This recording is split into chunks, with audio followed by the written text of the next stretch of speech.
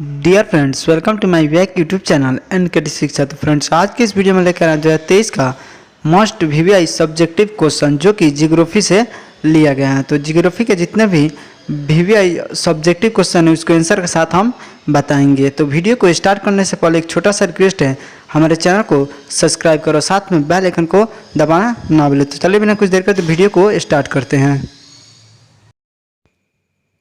एक नंबर प्रश्न है, मानव भूगोल के 4 उप क्षेत्रों के नाम लिखे। तो इसका आंसर होगा मानव भूगोल की प्राकृतिक अत्यंत अंतर विषय हैं और यह सामाजिक विज्ञानों के सहयोगी विषयों के साथ घनिष्ठ संबंध रखता है। ज्ञान के विस्तार के साथ नए उप क्षेत्रों का विकास हुआ है। मानव भूगोल के उप क्षेत्र हैं व्यवहारवादी भूगोल, सामाजिक कल्याण का भूगोल, अवकाश का भूगोल, सांस्कृतिक भूगोल, लिंग भूगोल, ऐतिहासिक भूगोल, निर्वाचन भूगोल, सैन्य भूगोल, संसाधन भूगोल, कृषि भूगोल, उद्योग भूगोल, विपणन भूगोल, व्यापारिक भूगोल और पर्यटन भूगोल।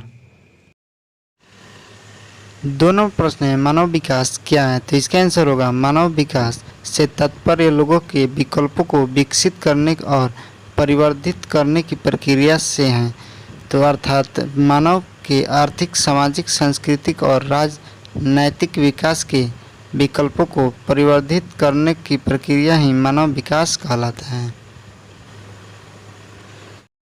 3 नंबर प्रश्न है, मानव भूगोल किस प्रकार अन्य सामाजिक विज्ञानों से संबंधित है। तो इसका आंसर होगा मानव भूगोल के अंतर्गत मानव के सामाजिक, आर्थिक, राजनीतिक और जनकीय विशेषताओं का अध्ययन होता है। इन विशेषताओं का अध्ययन विशेष रूप से क्रमशः समाजशास्त्र, अर्थशास्त्र, राजनीतिक शास्त्र और जनकी में किया जाता है। इस प्रकार मानव भूगोल इन विषयों से संबंधित है। 4 नंबर प्रश्न है, मानव विकास सूचकांक के आधार पर देशों का वर्गीकरण किस प्रकार किया जाता है।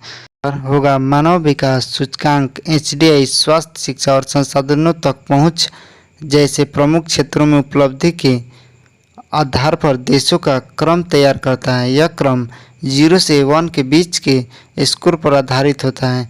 मानव विकास प्रतिविधि 2005 से अर्जित मानव विकास स्कोर के आधार पर देशों को निम्न 3 समूह में वर्गीकृत किया गया है। पहला है मानव विकास का स्तर, दूसरा है सूचकांक का स्कोर, तीसरा है देश की संख्या। पहला में आता है उच्च, मध्यम, निम्न। सूचकांक का स्कोर होता है 0.8 से ऊपर, 0.5 से 0.799 तक, 0.5 से नीचे। तीसरा होता है देश की संख्या, इसमें 5,78,832 हैं। 5 नंबर प्रश्न है, 4 तृतीयक आर्थिक क्रियाकलापों का उल्लेख कीजिए। इसका आंसर होगा तृतीयक कार्यकलाप वह कार्यकलाप हैं जो किसी मूर्त वस्तु उत्पादन न करके केवल सेवा प्रदान करते हैं। इसमें मिस्त्री, प्लम्बर, रसोइया, वकील, शिक्षक आदि के व्यवसाय सम्मिलित हैं।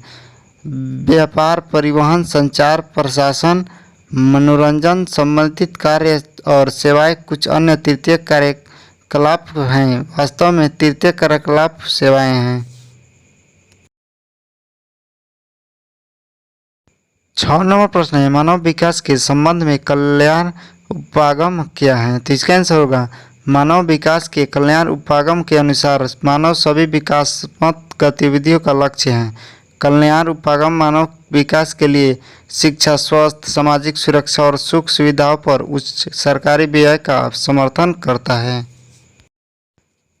7 नंबर प्रश्न है, मानव विकास के 4 स्तंभ कौन है। तो इसका आंसर होगा मानव विकास के 4 प्रमुख स्तंभ या घटक हैं। पहला है समता, दूसरा है सतत पोषणीयता और तीसरा है उत्पादकता और चौथा है शक्तिकरण। तो पहला होगा समता का अर्थ है कि लोगों को लिंग, प्रजाति, आय इत्यादि के भेदभाव के विचार के बिना उपलब्ध अवसरों तक पहुंच समान होना चाहिए। दूसरा प्रश्न है पोषणीयता का अर्थ है अवसरों की उपलब्धता में निरंतरता जिससे प्रत्येक पीढ़ी को समान अवसर मिले। उत्पादकता का अर्थ है लोगों में क्षमताओं का निर्माण करके मानव श्रम उत्पादकता में वृद्धि करना। और चौथा नंबर प्रश्न है, शक्तिकरणों का अर्थ है अपने विकल्प चुनने के लिए शक्ति प्राप्त करना। 8 नंबर प्रश्न है, जनसंख्या परिवर्तन के दो घटकों के नाम लिखें। आंसर होगा जनसंख्या परिवर्तन के दो घटक हैं, पहला है जन्म दर और दूसरा है मृत्यु दर। एक वर्ष में प्रति 1000 व्यक्ति पर जन्म और मृत्यु की संख्या को क्रमशः अशोधित जन्म दर और अशोधित मृत्यु दर कहते हैं। जन्म और मृत्यु की संख्या में अंतर द्वारा होने वाले परिवर्तन को प्राकृतिक वृद्धि या ह्रास कहते हैं। 9 नंबर प्रश्न है, जनसंख्या के ग्रामीण नगरीय संगठन का वर्णन कीजिए। तो इसका आंसर होगा जनसंख्या का ग्रामीण तथा नगरीय वर्गों में विभाजन लोगों के निवास स्थान के आधार पर होता है। ग्रामीण जनसंख्या वह जनसंख्या है जो गांव में निवास करती हैं और उनका मुख्य व्यवसाय कृषि अथवा प्राथमिक क्रियाकलाप है। इसके विपरीत नगरीय जनसंख्या नगरों में निवास करती हैं और गैर प्राथमिक व्यवस्था में संलग्न रहती हैं। 10 नंबर प्रश्न है, नगरीय जनसंख्या क्या होती है। तो इसका आंसर होगा नगरीय जनसंख्या वह जनसंख्या है जो नगरों में निवास करती हैं और वह गैर प्राथमिक व्यवसाय में संलग्न रहती है। नगरीय जनसंख्या की मुख्य विशेषताएं उच्च वृद्धि दर, उच्च घनत्व, उच्च शिक्षा का स्तर तथा निम्न लिंग अनुपात हैं। 11 नंबर प्रश्न है, जनसंख्या संगठन से आप क्या समझते हैं। तो इसका आंसर होगा जनसंख्या संगठन या जनांकीय संरचना जनसंख्या की उन विशेषताओं को कहा जाता है जिनकी माप की जा सके तथा जिनकी मदद से दो भिन्न प्रकार के व्यक्तियों के समूहों में अंतर स्पष्ट किया जा सके। आयु, लिंग, साक्षरता, शिक्षा, व्यवसाय, जीवन प्रत्याश, निवास स्थान या ग्रामीण नगरीय इत्यादि ऐसे महत्वपूर्ण घटक हैं जो जनसंख्या के संगठन को प्रदर्शित करती हैं। 12 नंबर प्रश्न है, जनसंख्या वितरण को प्रभावित करने वाले जलवायु कारकों को लिखें। इसका आंसर होगा जनसंख्या के वितरण को भौतिक, आर्थिक और सामाजिक सांस्कृतिक कारक प्रभावित करते हैं। भौतिक कारकों में जलवायु महत्वपूर्ण है। सुविधाजनक जलवायु वाले क्षेत्र जिनमें अधिक मौसमी परिवर्तन नहीं होते हैं अधिक लोगों को आकृष्ट करते हैं। मानव विकास के अनुकूल जलवायु के कारण शीतोष्ण, मानसूनी और भूमध्य सागरीय क्षेत्र सघन आबाद हैं। इसके विपरीत असुविधाजनक अत्यधिक ठंडे, अत्यधिक गर्म, अधिक वर्षा और विषम जलवायु के क्षेत्रों में कम जनसंख्या पाई जाती है।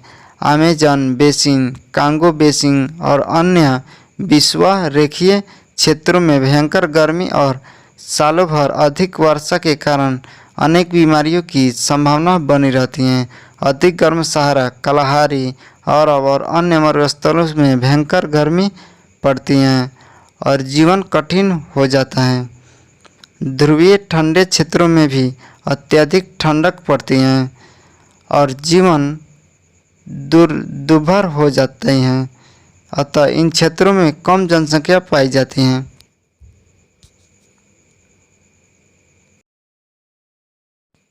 तेरहवां प्रश्न है, वायु संरचना का क्या महत्व है। तो इसका आंसर होगा विभिन्न आयु वर्गों में लोगों की संख्या को वायु संरचना कहते हैं।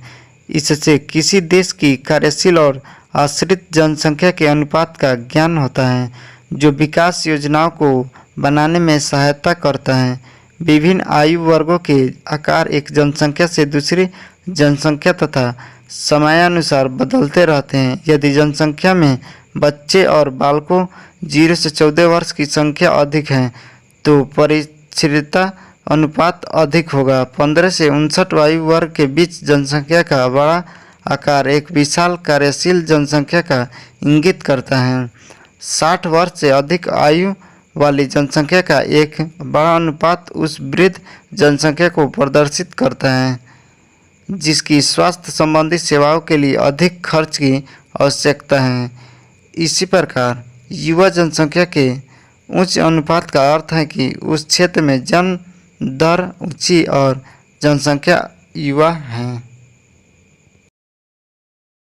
14 नंबर प्रश्न है, जनसंख्या के वितरण को प्रभावित करने वाले 4 भौगोलिक कारकों के नाम लिखें। तो इसका आंसर होगा, जनसंख्या के वितरण को प्रभावित करने वाले 4 भौगोलिक कारकों के नाम निम्नलिखित है। पहला है जल की उपलब्धता, दूसरा है भू आकृति, तीसरा है जलवायु, चौथा है मिट्टी, पांचवा है वन, 6 नंबर है खनिज, 7 नंबर है औद्योगिकरण, 8 नंबर है नगरीयकरण। 15 नंबर प्रश्न है, कच्चे मालों के आधार पर उद्योगों को वर्गीकृत कीजिए। तो इसका आंसर होगा, कच्चे माल के आधार पर उद्योगों को निम्न प्रकार से वर्गीकृत किया जाता है। पहला है कृषि आधारित उद्योग, चीनी उद्योग, वस्त्र उद्योग, भोजन प्रसंस्करण उद्योग। ख नंबर है खनिज आधारित उद्योग, लोहा इस्पात उद्योग, सीमेंट उद्योग। घ नंबर है रसायन आधारित उद्योग, पेट्रोल रसायन उद्योग, प्लास्टिक उद्योग। घ नंबर है वन आधारित उद्योग, फर्नीचर उद्योग, कागज उद्योग। घ नंबर है पशु आधारित उद्योग, चमड़ा उद्योग, ऊनी उद्योग। 16 नंबर प्रश्न है, उपभोक्ता वस्तु उद्योग तथा उत्पादक के वस्तु आधारभूत उद्योग में अंतर बताइए। तो इसका आंसर होगा, उपभोक्ता वस्तु उद्योग ऐसे सामान का उत्पादन करते हैं जो प्रत्यक्ष रूप से उपभोक्ता द्वारा उपभोग कर लिया जाता है, जैसे ब्रेड, बिस्कुट, साबुन, चाय इत्यादि। इसके विपरीत उत्पादक वस्तु उद्योग ऐसे सामानों का उत्पादन करते हैं जो अन्य वस्तुओं के उत्पादन के लिए प्रयोग में लाए जाते हैं, जैसे लोहा इस्पात उद्योग, भारी मशीनरी उद्योग इत्यादि। 17 प्रश्न है, स्वच्छंद उद्योग क्या है। तो इसका आंसर होगा, स्वच्छंद उद्योग उस हल्के उद्योग को कहा जाता है जो अवस्थिति का चुनाव करते में अपेक्षाकृत स्वतंत्र होते हैं और परंपरागत कारकों पर आधारित नहीं होते हैं, व्यापक विविधता वाले स्थान में स्थित होते हैं या किसी विशिष्ट कच्चे माल पर निर्भर नहीं रहते हैं, बल्कि संघटक पुर्जों पर निर्भर रहते हैं जो वहीं से प्राप्त किए जा सकते हैं। इसमें उत्पादक कम मात्रा में होता है एवं श्रमिकों की भी कम आवश्यकता होती है। सामान्यतः ये उद्योग प्रदूषण नहीं फैलाते हैं, अतः इन्हें आवासीय क्षेत्र के निकट लगाया जा सकता है। ऊर्जा की आवश्यकता सामान्यतः बिजली के रूप में राष्ट्रीय ग्रिड से पूरी होती है। अंतिम उत्पादन छोटा होता है और आसानी से परिवहन के योग्य होता है। इसकी स्थिति सड़क मार्गों के निकट होना आवश्यक है। 18 नंबर प्रश्न है, उपभोक्ता वस्तु उद्योग को उदाहरण सहित परिभाषित करें। तो इसका आंसर होगा, उपभोक्ता वस्तु उद्योग ऐसे सामान का उत्पादन करते हैं जो प्रत्यक्ष रूप से उपभोक्ता द्वारा उपभोग कर लिया जाता है। उदाहरण के तौर पर रोटी, ब्रेड एवं बिस्कुट, चाय, साबुन, लिखने के लिए कागज, टेलीविज़न एवं श्रृंगार के सामान इत्यादि का उत्पादन करने वाले उद्योग उपभोक्ता वस्तु उद्योग कहलाते हैं। इन्हें गैर आधारभूत उद्योग भी कहा जाता है। 19 नंबर प्रश्न है, निश्चयवाद क्या है। तो इसका आंसर होगा, निश्चयवाद पर्यावरणीय निश्चयवाद या नियतिवाद एक पुरानी विचारधारा है। इसके अनुसार विकास की प्रारंभिक अवस्था में मानव प्राकृतिक वातावरण से अधिक प्रभावित हुआ है और उन्होंने प्रकृति के आदेशों के अनुसार अपने आप को ढाल लिया। इसका कारण यह है कि मानव के विकास की अवस्था आदिम थी और प्रौद्योगिकी का स्तर अत्यंत निम्न था। उस अवस्था में मानव प्रकृति को सुनता था, उसकी प्रचंडता से भयभीत होता था और उसकी पूजा करता था। इसमें मनुष्य का स्थान गौण था। 20 नंबर प्रश्न है, भारत के किन्हीं 4 प्रमुख सूखा संभावित राज्यों के नाम लिखिए। तो इसका आंसर होगा, भारत के 4 प्रमुख सूखा संभावित राज्य, पहला आंध्र प्रदेश, दूसरा कर्नाटक, तीसरा मध्य प्रदेश, चौथा गुजरात। 21 नंबर प्रश्न है, लिंग संरचना से आप क्या समझते हैं। तो इसका आंसर होगा, किसी जनसंख्या में स्त्रियों और पुरुषों की संख्या के बीच के अनुपात को लिंग अनुपात कहा जाता है। यह प्रति 1000 पुरुषों पर स्त्रियों की संख्या के रूप में मापा जाता है। भारत की संहिता कुछ देशों में यह निम्न सूत्र द्वारा परिकलित किया जाता है। कुछ अन्य देशों में यह प्रति 1000 स्त्री पर पुरुषों की संख्या के रूप में मापा जाता है। इस प्रकार 21 सब्जेक्टिव समाप्त हुआ। तो मिलते हैं अगले वीडियो में।